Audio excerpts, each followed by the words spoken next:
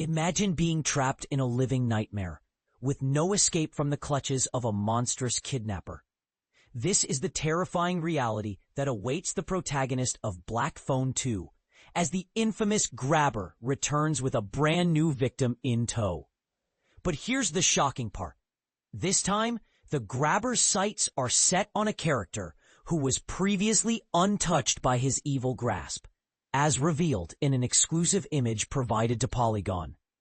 The grabber is back and more menacing than ever, with a brand new victim to torment. The Black Phone, released in 2021, told the story of the grabber, played by Ethan Hawke, who kidnapped and tortured a young boy named Finney, played by Mason Thames.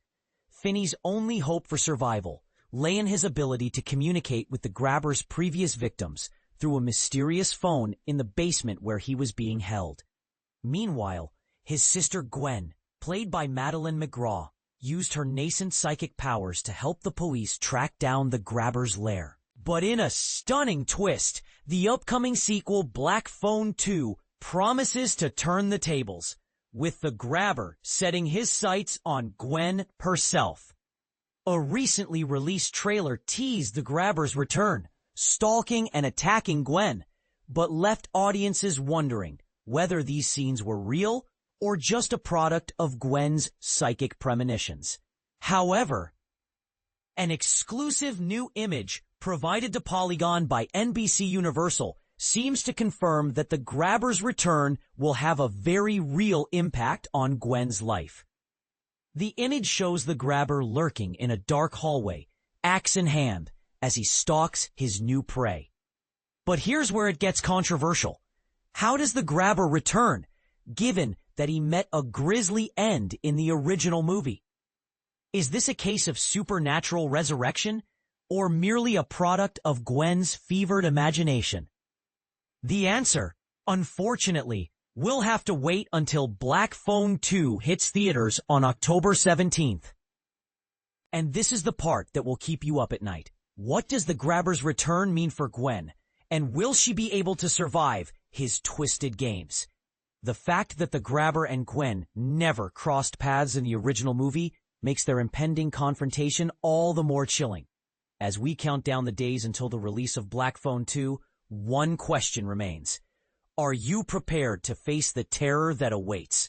But before we dive into the world of Black Phone 2, let's take a step back and examine the original movie.